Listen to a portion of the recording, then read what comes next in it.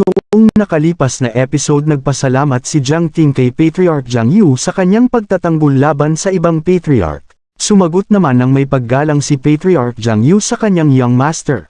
Sa isang banda ng entablado ay labis ang pagtataka ni Jiang Tianlong sapagkat hindi man lang kinagat ng Skyroar Lion si Jiang Ting at kung bakit buhay pa ito samantalang gumawa na siya ng matinding ano para lang mapatay si Jiang Ting. Sinabihan ng ating bida si Jiang Tianlong na wala itong nalalaman sa lahat, dahil hindi alam ni Jiang Tianlong ang kayang gawin ng ating bida. Sinabihan ng ating bida si Jiang Tianlong habang lumalapit kasama ng Skyroar Lion na lahat gagawin ni Jiang Tianlong makamit lang ang pagiging young master na labis nitong pinapangarap umaga man o gabi. Mungkahi pa ni Jiang Ting na habang nandito siya ay ang pangarap ni Jiang Tianlong ay mananatili lang na pangarap. Kita sa mukha ni Jiang Tianlong ang pagkainis matapos marinig ang mga salitang iyon. Sumagot naman si Jiang Tianlong na tama na ang kanyang narinig dahil ang magagawa lang naman daw ng ating bida ay magyabang. At lalo pang nagalit si Jiang Tianlong sa kanyang narinig nang sabihin ni Jiang Ting na sa tingin mo ba makakamit mo ang ninanais mo sa pamamagitan lang ng pagmanipula sa opinyon ng maraming tao. Ayon pa kay Jiang Ting na nakauwi na siya sa Panlong City noon pa at pinagmamasdan lang niya ang mahinang performance ni Jiang Tianlong. Muling sinabi ni Jiang Ting kay Jiang Tianlong na wala namang pakialam ang mga tao kung si Jiang Tianlong pa ang maging young master kundi ang gusto lang ng mga tao ay ang pusta nila kay Jiang Tianlong. Sa mga di inaasahang mangyari ang mga tao ay lubos na nalilito at napapatanong na lang kung sino na sa dalawa ang young master. Nagsisi pa ang isang manunood na dapat ay hindi agad siya pumuste kay Jiang Tianlong. Matapang na tumayo ang isang manunood sabay isinigaw ng malakas ang pangalan ni Jiang Ting. Tumawa na lang ang alchemist na si Liang dahil ayon sa kanya ang sitwasyon ng Jiang family ay mababago na. Inasar muli ng ating bida ang galit na si Jiang Tianlong na makinig daw ito sa mga isinisigaw ng mga tao na dati ay kampi kay Jiang Tianlong ngayon ay nawawala na at ang suporta ng mga tao ay lumilipat na sa ating bida.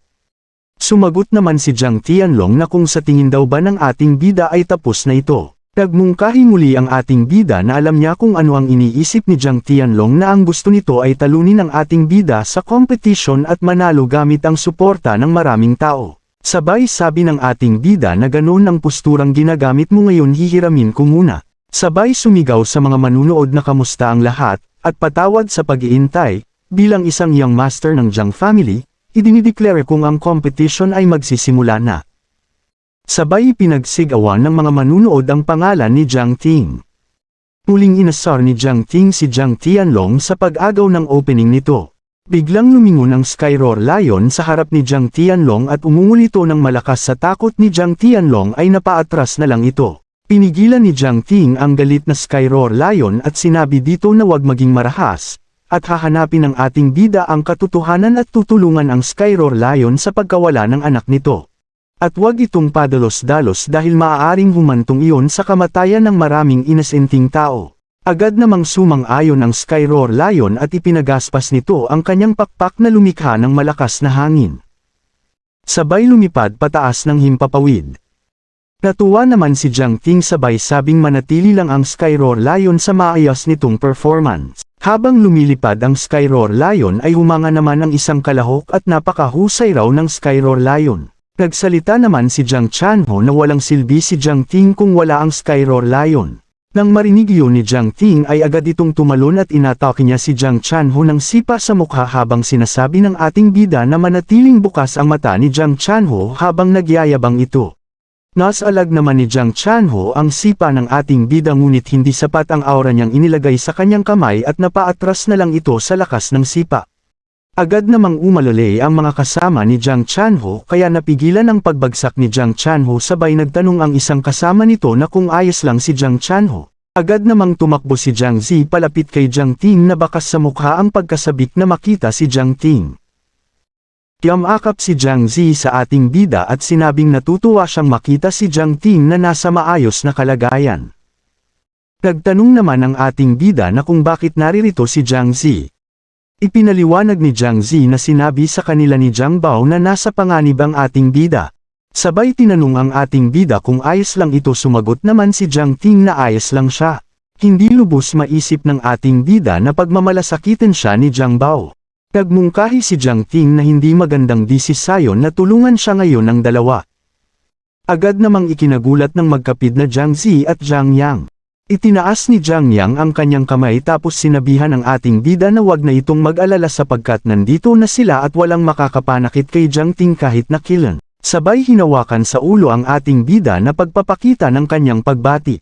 Sinabing muli ni Jiang Yang na gagawin nila ang kanilang makakaya para protektahan ang posisyon ni Jiang Ting bilang isang young master ng Jiang family.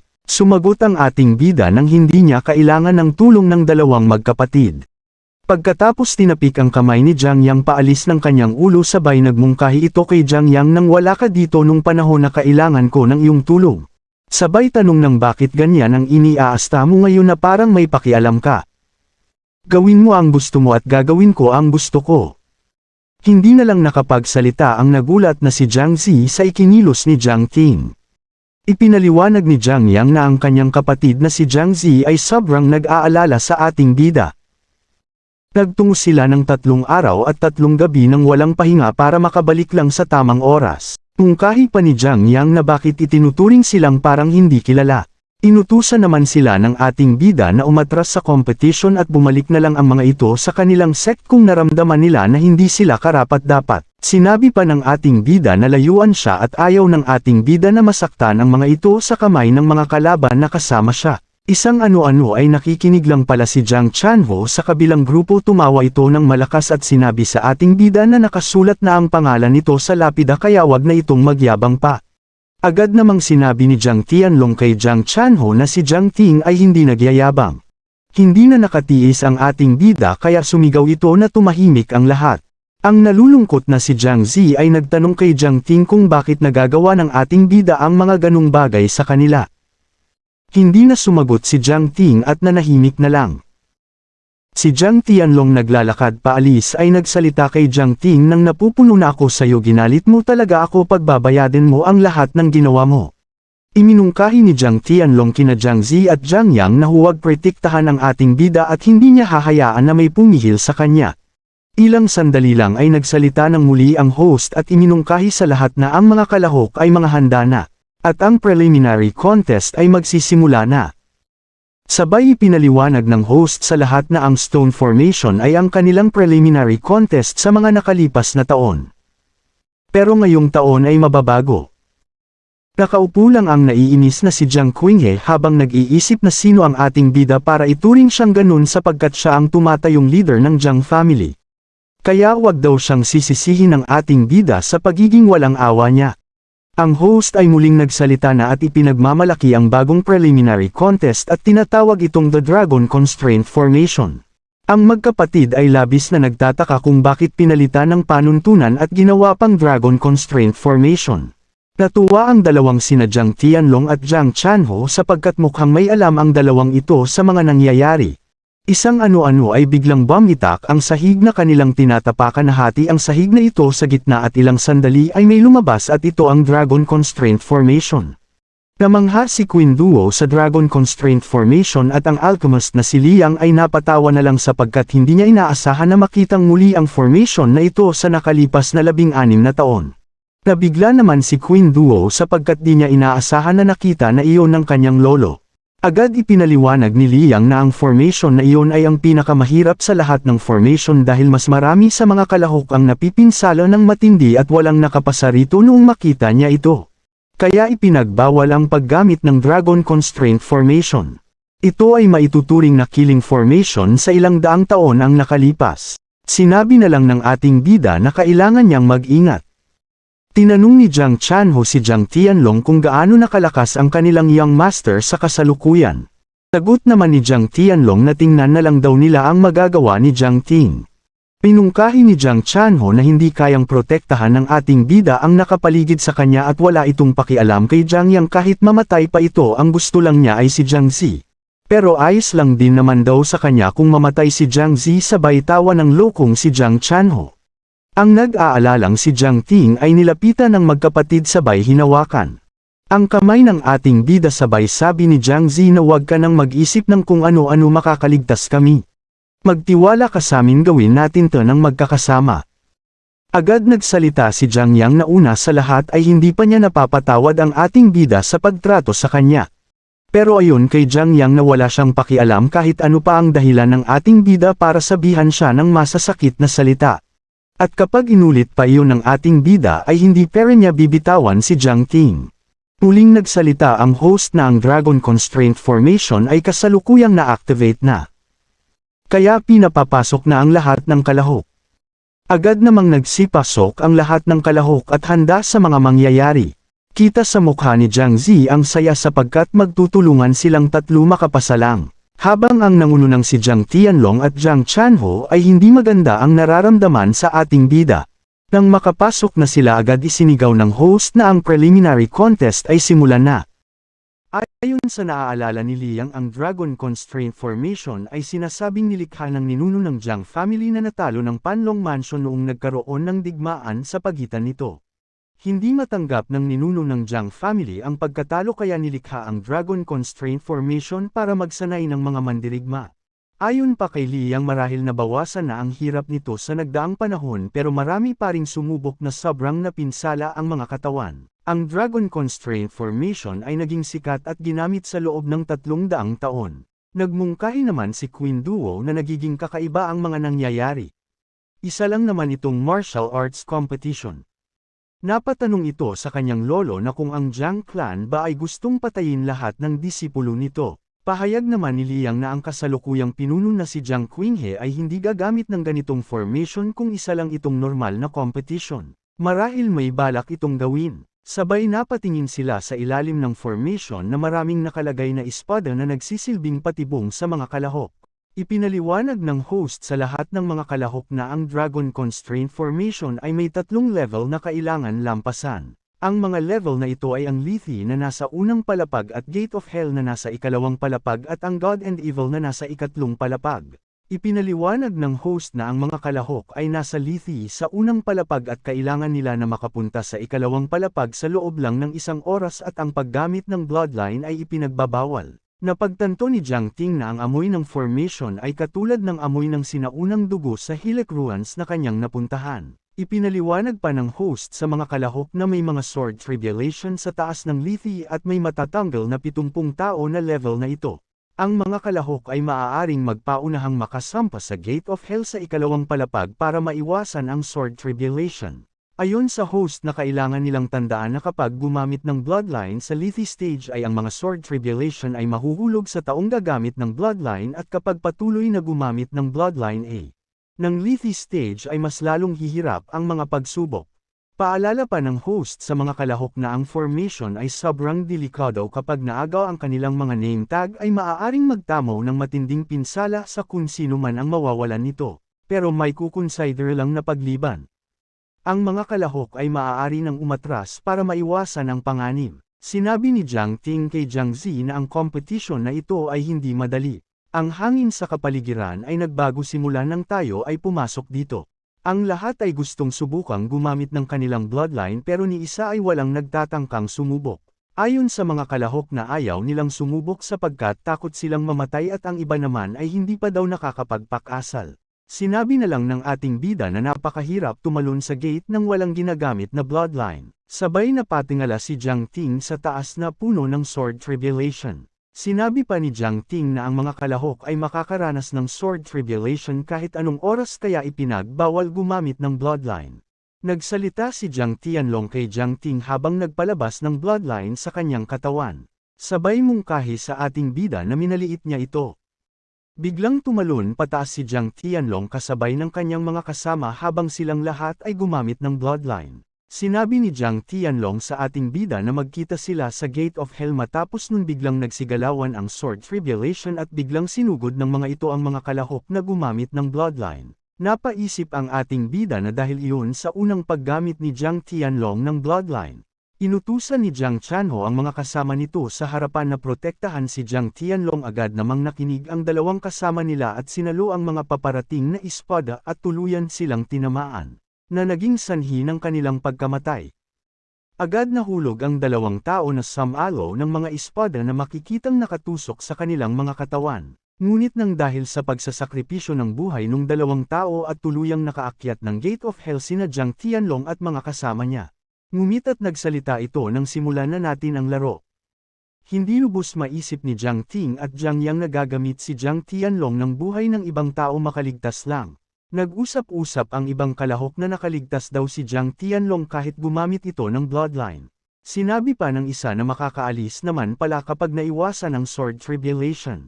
Nagmungkahi ang isa na gayahin din nila yung ginawa nila Jiang Tianlong. Isang ano-ano ay biglang may lumitaw sa gitna ng Lethe stage sabay sabi ni Jiang Zi sa kina Jiang Ting at Jiang Yang na tingnan ang bagay na lumilitaw sa gitna ng Lethe stage. Salaysay ng ating bida na magsisimula ng humirap ang patakaran dahil sa ginawang pagsuwe nila Jiang Tianlong. Isang sandali ay tuluyan ng nakalabas ang Punisher ng Lethe stage. Ang taga-parusa sa lumalabag sa patakaran. Napatanong ang isang kalahok kung ano ang bagay na yun at ang isa naman ay masama ang pakiramdam sa nakita. Agad ginamit ng Punisher ang kanyang sandata at sinabi sa mga kalahok na harapin ang kaparusahan. Nagsimula ng umatake ang Punisher at naglabas ito ng iba't ibang elemento sa buong paligid. At nang tatama na ang elemento ng apoy kina Jiang Ting ay agad pinapunta ng ating bida sa kanyang likuran ang magkapatid na si Jiang Yang at Jiang Zi.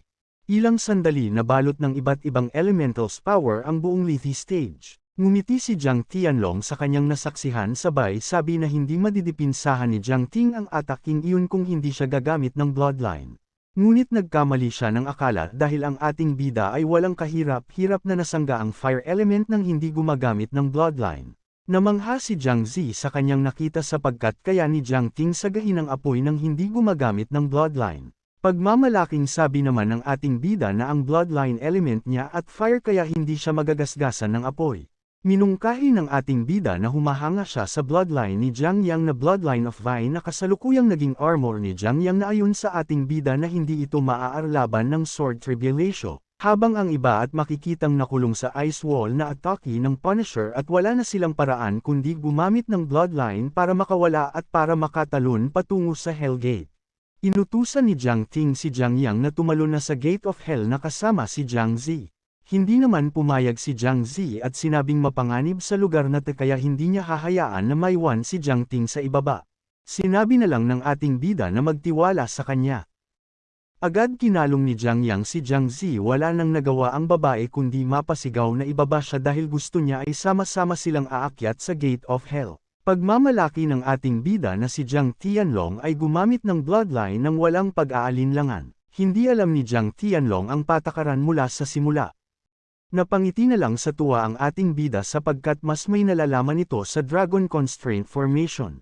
Naniniwala si Jiang Ting na ang totoong paraan para makapasa sa pagsubok na ito ay manatili sa ibaba ng walang ginagamit na bloodline ayon sa patakaran. Mungkahi ng ating bida na akala raw ni Jiang Tianlong na lahat ng bagay ay nasa ilalim ng kanyang control. At sinabi ng ating bida na hindi niya ibibigay kung anuman ang gusto ni Jiang Tianlong. Sa ikalawang palapag ay matagumpay na napunta ang magkapatid. Sinabi ni Jiang Chanho na hindi kasama ng dalawa si Jiang Ting. Ang galit na si Jiang Zi ay tinanong si Jiang Tianlong kung ano raw ba ang gusto nitong gawin kay Jiang Ting.